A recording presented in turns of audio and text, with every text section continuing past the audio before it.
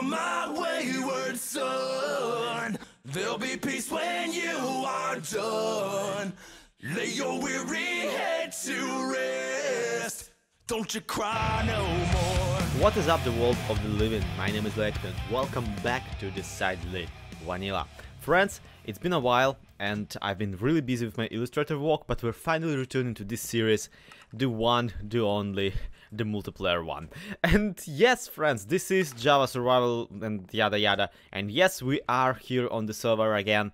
And yes, my necromancer castle is looking mighty different. So, as a jumping on point for both myself and you, friends, we will be doing a short and quick tour of my base so far in this episode and starting to work on new projects and new interesting stuff in the next 1 and 4th. Sounds good? Sounds good. Sounds good to me. So let's quickly go all over every single thing we did and didn't finish in this particular area of the server, and check out how much work we actually have to do.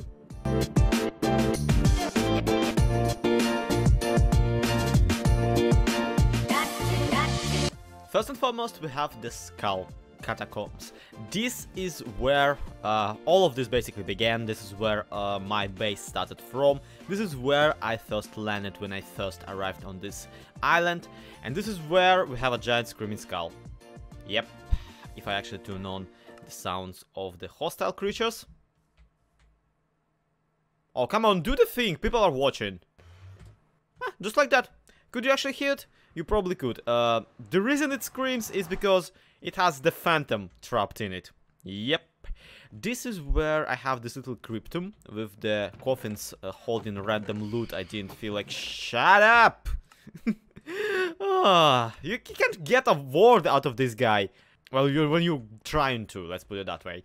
Yeah, and this is where I have my little sleeping coffin. And this is where I have the other coffins with like random stuff I gathered over the years. All of this needs to be kind of cleaned up, truth be told.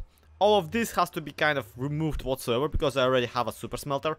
And this particular hole in the wall leads actually to my small collection of baby zombies, including a mini Zloy sitting in his little tiny iron pants all around the place. Yeah, all of these zombies are actually reflections of the custom zombies I did over this time of the season. So, custom Zloys for Pixel vs. Prank. Little Silent Whisperer zombies with, you know, the hooded ones as the guardians of my nether portal on the nether side. I don't know, pig zombie for whatever reason, and the globs we used for what's her face, Nashcrafter's prank. Yeah, all of that is kind of a trophy room type of project that I'm working on the side. We'll need to deal with that too at one point or another, but if we go through the more figured out tunnels of the skull catacombs, you get these little coffins, you get the summoning chamber, very cute, you live with pixel riffs, you get this room of messes even, with the potion brewer, the nano farm, and of course the enchantment setup that I haven't really put anywhere else just yet, and we will. At some point, we will need a proper enchantment room at one point or another. This is, after all, my necromancer base. I am, after all, supposed to be a magician. And yeah, of course, the potion brewer needs its own room too. Oh my god. There's so much unfinished stuff in here, which just makes this more finished area of the base that much more pleasant. Yeah, we're entering the super smelter zone, because of course I have a super smelter, because I love super smelters. Super smelters are great, but this particular one is kind of busy smelting cactus green for whatever reason. I don't remember why I needed this much cactus green, and at this point I am too afraid to ask. However, looking like a little bit of a dead end right now, right? Nope, this is actually just the beginning. Ow, my face. Alright, this is actually, as said, just the beginning. Let me through! There we go. Oh, finally. Yep, this was a secret entrance into a more secret part of my base. It also is unfinished and looks kind of terrible and is a mess. which again we will have to walk at some point. You have to kind of rub the left eye of this villager face to go out of here, which I'm not bothered to be honest. So let's take a quick look at my storage room. This is actually much more advanced technologically than it looks on the first sight. You see, we have this chest just sitting here, but also we have this auto-sorted array of chests, storing all sorts of stone in them and outputting whatever else I have into this little chest. This is actually something I've been making off camera entirely.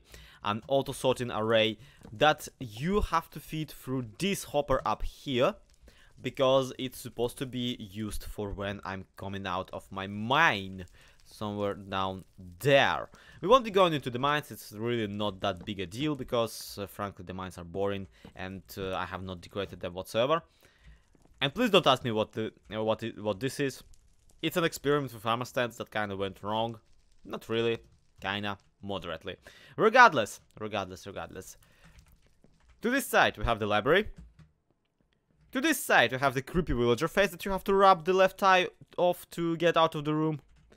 And to this side we have the long winded tunnel leading to the hatchery, as I'd like to call it. Now of course on the way to the hatchery you have to stumble upon the sugarcane, pumpkin and melon farm outputs. But whatever, I'll deal with it later. Sometime I should actually take the time to reroute it with a hopper chain somewhere around this area, this tunnel, because it's really not serving, not improving the morale and the inner and the decorum. Regardless, if you pass it, you actually get to the hatchery, following a tunnel with zombies to the sides. Yep, this is also a gallery of all types of undead we have conquered over the years. This is the hatchery right here, and the reason I call it that is because it is technically an output of a mob farm, okay? This is where all of the zombies, all the skeletons, all the creepers from the mob farm come to die and give me their delicious drop bits. This is my gunpowder farm, the way of me to get an infinite amount of bones. But at the same time, this is also where I get the beginnings of a much more interesting project. You see, this mob farm is producing monsters, and from the very beginning of the season I've been using it to not just farm the drops of those monsters, but also attempt to get armies upon armies of said monsters on my side. If I ever needed a custom zombie, I would just swap these magma blocks for regular stone ones and drop some items in and let the zombies pick them up, and I would get a significant amount of minions that way. So the reason I'm bringing this one up right now is because not just do I need to kind of, you know, tweak and figure out the outputs and the killing mechanism of this base, of this farm, but also I have an idea on how to automate the minion making process. I yet to figure out the exact reason for it though, so the less said about that, the better. Let's go further. Got two witches sitting down here, just because, you know, in case I need one. Got a villager right here to trade the rotten flesh with, because, you know, want not waste none. Got a bunch more villagers down here on the side of the island.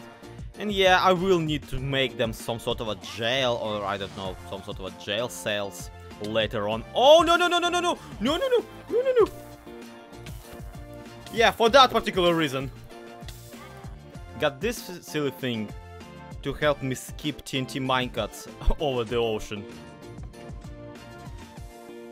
I still can't believe this works. And finally, got this nether portal, kinda just hanging out. This is actually the public entrance to this base.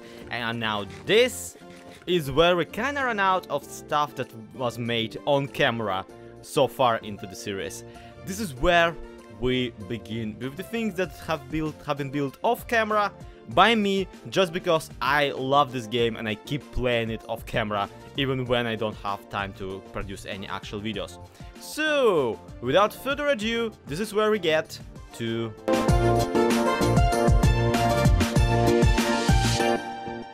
I could have said it out loud myself. You didn't have to do that intro sequence thingamajig. The Dark Cathedral is a little bit of a failure of mine.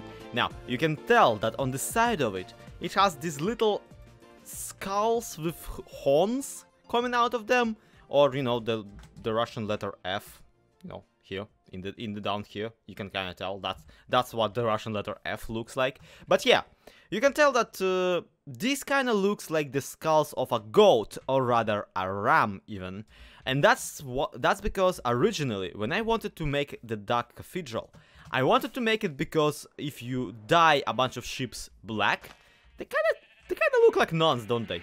They kind of look like nuns. So much so that when I first started playing Minecraft, I used to constantly call them nuns, and other people that also played Minecraft understood me somehow. Yeah, the thing is that I originally planned the Dark Cathedral to be also a sheep farm in which the sheep would just stand seemingly freely and like in a circle and look all culty and stuff.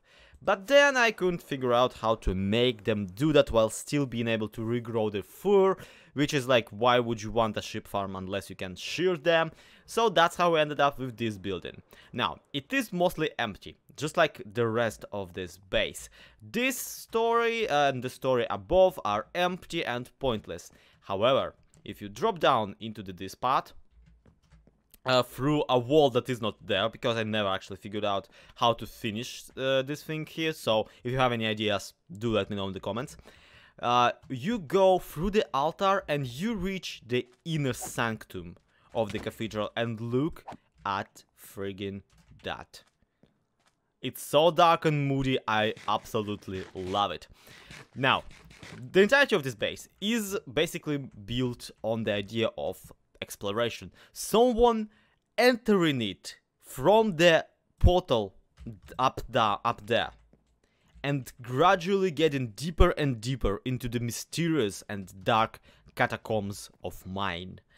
And this is one of the this was kind of dreamt up as one of the more disturbing bits, where you actually come in and see a bunch of creatures in black hoods just standing in a row, maybe even chanting something in their, you know, ship language.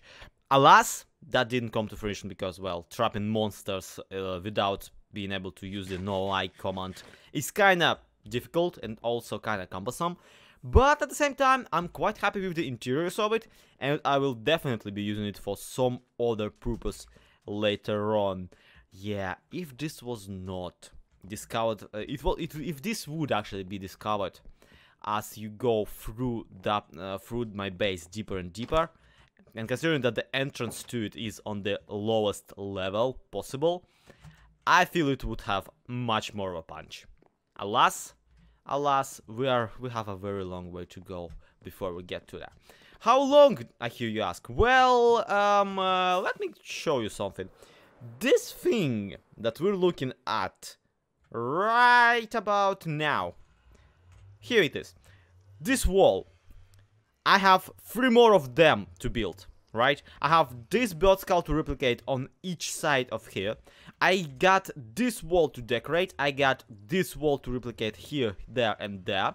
Then all of them will need to be connected using the nether brick on the roof. And then in the middle, between them, in that very middle, I'm pretty sure there has to be another one tower raising up to the level, oh, I don't know, maybe level 200, because we are currently on 160. Maybe level 200 will be enough. So yeah, there's a lot to do, even redstone wise, and that's not even mentioning the empty area behind this, because all of this has to be terramorphed, all of this has to be figured out, all of this is essentially what I would like to call episode fuel. And right now, down in the comments, I would like you to go and tell me which one part that I mentioned do you personally find the most exciting. Is it the multiple, you know, the jail cells for the villagers? Is it the multiple redstone farms I mentioned today? Is it the hatchery? Is it the wing for the, you know, the wing with the villager breeder or whatever? Let me know, because I want to know. I will be structuring this series further and further and further, more and more around the areas we have yet to build on this base, seeing how all the first half of this series has been essentially a bunch of me pranking people. Oh, and there will be a lot of that too, because Senate Whisper and Pigglesworth are frequently playing on this server, so they are a bit of a fun ones. And on top of everything that I mentioned here, do not forget that I'm the one in charge of the Nether Hub this season, so that one will have to be finished too. And with all that said, I feel that's gonna be it for today. Guys, once again, thank you everybody so much for watching and for paying attention and for waiting for this series to kinda make it a little comeback. I do appreciate every single one of you, and I will be reading through all of the comments that I just asked you to leave. So do leave them comments, do let me know, and with that being said, to be continued, this has been Zloyxp. Thank you everybody so much for watching. Do subscribe if you haven't subscribed yet, do leave a like if you haven't clicked it. See you next time, have a good one, bye bye.